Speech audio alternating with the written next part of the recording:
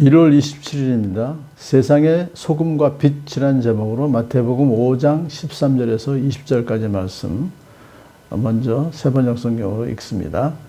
너희는 세상의 소금이다. 소금이 짠맛을 잃으면 무엇으로 그 짠맛을 되찾게 하겠느냐? 짠맛을 잃은 소금은 아무데도 쓸데가 없으므로 바깥에 내버려서 사람들이 짓밟을 뿐이다. 너희는 세상의 빛이다. 산 위에 세운 마을은 숨길 수가 없다. 또 사람이 등불을 켜서 말 아래에다 내려놓지 아니하고 등경 위에다 놓아둔다. 그래야 등불이 집 안에 있는 모든 사람에게 환히 비친다. 이와 같이 너희 빛을 사람에게 비추어서 그들이 너희의 착한 행실을 보고 하늘에 계신 너희 아버지께 영광을 돌리게 하여라. 내가 율법이나 예언자들의 말을 폐하러 온 줄로 생각하지 말아라. 폐하러 온 것이 아니라 완성하러 왔다. 내가 진정으로 너에게 말한다. 천지가 없어지기 전에는 율법은 1.1획도 없어지지 않고 다 이루어질 것이다. 그러므로 누구든지 이 계명 가운데 아주 작은 것 하나라도 어기고 사람들을 그렇게 가르치는 사람은 하늘나라에서 아주 작은 사람으로 일컬어질 것이요. 또 누구든지 계명을 행하며 가르치는 사람은 하늘나라에서 큰 사람이라고 일컬어질 것이다.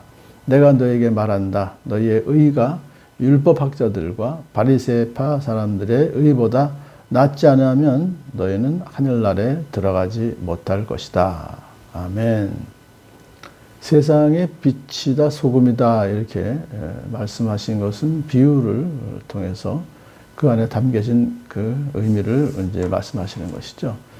자, 세상의 소금이다라고 하는 그 내용은 이제 소금이 짠맛을 가지고 있기 때문에 소금의 그 효능은 맛을 내는 것이죠, 음식에. 그래서 잘 음식을 먹을 수 있도록 해줘서 영양분을 섭취시키고, 그리고 부패를 방지하는, 소금으로 음식물의 부패를 방지하는 역할을 하고요. 그래서 그 소금의 또 하나의 특성은 자기가 이렇게 녹으면서 그 다른 것들을 도와주는 거죠. 그러니까 음식물도 썩지 않고 만들고 해서 그런 역할을 하는 것을 봐요. 그러니까 이 소금이다 할 때 예수님을 생각하게 되는 것이죠. 예수님은 정말 이 세상에 오셔서 소금의 역할, 직분을 감당하셨고, 결국 마지막에 십자가에 자기 자신을 희생하심으로써 모든 인류에게 유익을 주셨던 그런 예수님을 제자들에게 너희들도 소금의 그러한 소금으로 살아라가 소금이다. 너희들은 이미 소금의 정체성을 가지고 있으니까 이제 소금이 가지고 있는 그 효능, 짠맛, 그것을 잃으면 안 된다. 그런 얘기예요.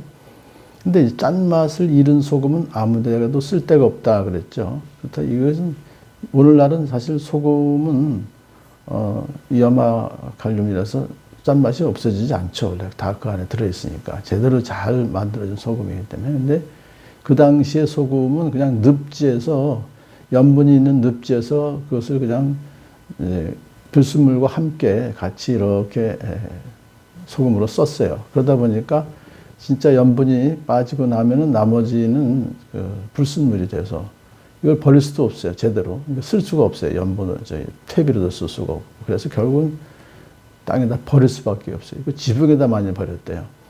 자, 그러니까 이제 그 당시의 상황을 우리가 알면, 아, 짠맛을 잃은 소금이 있구나. 그러면 엄밀히 말하면 불순물이죠.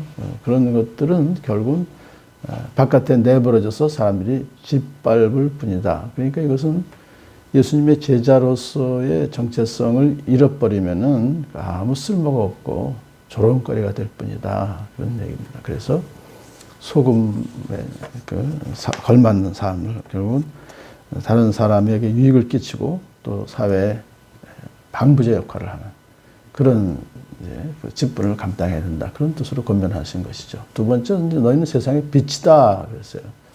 역시 이것도 빛이다라고 하는 것은 성경에서 하나님은 빛이시다. 또 예수님은 빛이시다 그랬죠. 참빛. 예수님이 세상에 와서 모든 사람을 비추고 있다. 그런데 왜 제자들을 보고 빛이다 그러셨을까요? 예수님은 빛의 근원이시고 제자들은 그것을, 그 빛을, 예수님의 빛을 반사하는 빛이다. 그렇게 보시면 돼요. 그래서 이 빛이라고 하는 것은 산 위에 세운 말은 숨길 수가 없듯이 빛은 어둠을 밝히는, 환하게. 그것이 이제 직분의 그 정체성입니다. 그래서 사람이 등불을 켜서 말 아래다 내려놓지 아니하고 등경 위에다 놓아둔다. 그래야 등불이 집안에 있는 모든 사람에게 환히 비친다. 여기서 이 말이라는 것은 한 대, 두 대, 한 말, 두 말 그런 식으로 이 큰 7.8리터 정도 되는 그 곡식을 넣을 수 있는 그 말이에요. 그러니까 그 당시에는 이 등불이 귀하기 때문에 등불을 켜서 물론 빛을 보는 것도 있지만 또 따뜻하게 하는 것도 있나 봐요. 그러니까 등불을 갖다가 이렇게 말을 이렇게 덮어서 말로 오래 보존하는 그런 또 것이 있었대요. 그러니까 말 아래 두는 경우도 있는 거예요. 그렇지만은 원래 등불이라는 것은 환히 비춰야 되기 때문에 등경 위에다가 놓아야 멀리 비출 수 있지 않냐. 그래야 집안에 있는 모든 사람들이 환히 비칠 수 있으니까 빛의 그 역할은 널리 이제 밝게 비추는 그런 뜻이 있습니다. 마찬가지로 이와 같이 빛의 너희들은 빛인데 빛의 직분을 감당하기 위해서는 사람에게 비추어서 그들이 너희의 착한 행실을 보고 하늘에 계신 너희 아버지께 영광을 돌리게 하라. 그러니까 이 빛을 비춘다고 하는 것은 착한 행실을 하는 것이죠. 착한 행실을 함으로써 그것이 이제 제자들의 사명입니다. 이 착한 행실의 내용은 도덕적으로 윤리적으로 착한 행실만을 말하는 것이 아니라 하늘나라의 백성으로서의 착한 하나님 뜻에 합한 하나님께서 원하시는 그러한 삶을 살아가는 것을 말하죠. 그래서 그것을 살면은 다른 사람들이 그것을 보고서 너희들의 행실을 보고서 하나님 아버지께 영광을 돌리는, 그래서 결국 하나님께 돌아오게 하는 그런 이제 직분을 감당해야 된다라는 권면입니다. 그런데 이제 이어서 지금 그 다음에 17절에 내가 율법이나 예언자들의 말을 폐하러 온 줄로 생각하지 말아라. 폐하러 온 것이 아니라 완성하러 왔다. 갑자기 이 말씀을 하신 그 이유는 뭐냐면은 예수님의 가르침이 그 당시에 율법학자들이나 바리새인들의 가르침하고는 많이 차이가 있었어요.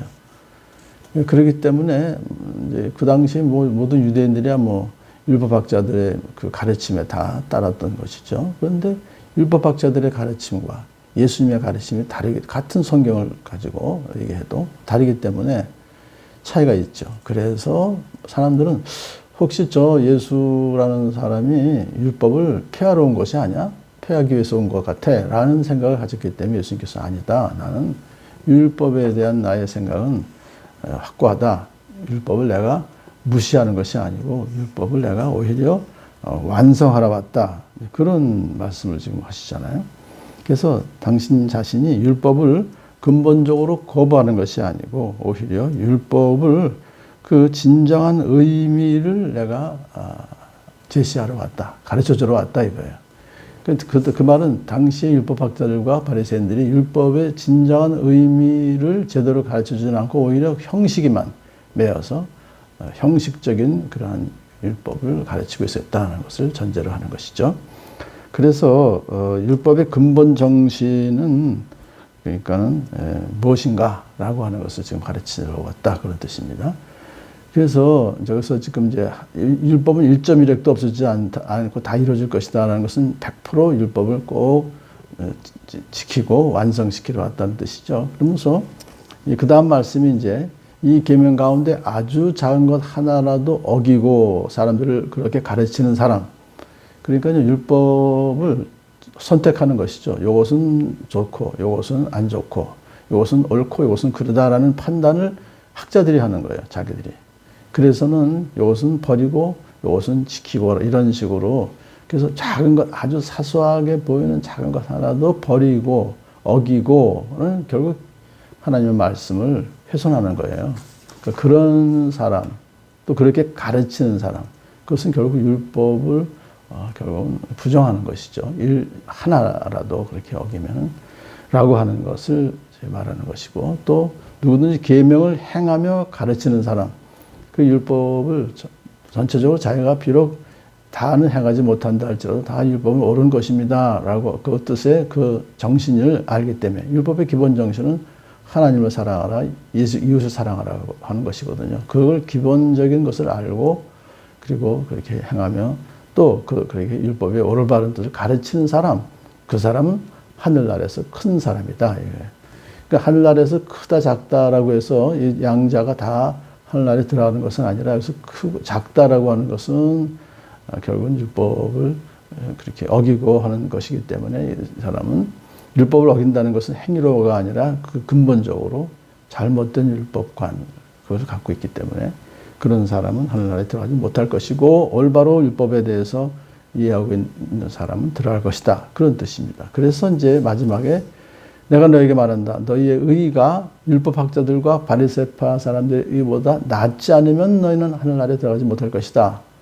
그러니까 굉장히 이 말씀이 우리에게 부담이 되죠. 그런데 여기서 말하고 있는 그 의의라고 하는 것, 너희의 의의라고 하는 그 의미를 우리가 다시 한번 생각해 보면 되죠. 뭐냐면 하나님의 그 뜻에 순복하는 자세예요. 그러니까 하나님 앞에서 우리 사람들이 취해야 될 올바른 태도, 하나님을 인정하고 하나님께 의지하면서 또 하나님께 순종하는 그런 자세를 가진 것이 의입니다. 그러니까 여기서 그 반대로 그러면 바리새인들 율법 그들의 의는 무엇이냐? 이것은 뭐냐면 외적인 그런 외식의 의와는 다르다는 거예요. 질적으로 다르다는 거예요. 양이 문제가 아니라 질적인 의미에서 그들이 찾고 있는 의는 결국은 자기 의입니다. 그러니까 하나님의 의가 아니라 자기의 의를 지금 내세우는 사람들이기 때문에 그래서 오늘 그 내용들이 이제 21절부터 쭉 6가지가 대조적으로 나와요. 바리새인들의 의와 하나님의 의가 어떤 차이가 있는가를 이제 자세히 설명해 주시는데 이제 오늘 거기에 대해서 이제 지금 예수님께서 서론적으로 말씀하시는 거예요. 그러니까 너의 의가 율법학자들과 바리새파 사람들의 의보다 나아야 된다. 근데 뭐 그것이 그 내용이 무엇이냐 하는 내용을 잘 또 가르치고 있습니다. 오늘도 우리는 이 계명 작은 것 하나 내 마음대로 해석해서 이것은 좋고 이것은 안 좋고 이것은 옳고 이것은 안 옳고가 아니라 하나님의 모든 계명은 예수님께서는 그것을 완성하러 오신 것이기 때문에 또 완성하셨기 때문에 우리로 하여금 이 말씀에 더 한 말씀이라도 놓치지 않냐고 진정한 뜻, 의미 그것을 깨달아 아는 복된 하루가 되고 그 말씀에 순종하며 살아가는 복된 여러분 되시길 축복합니다.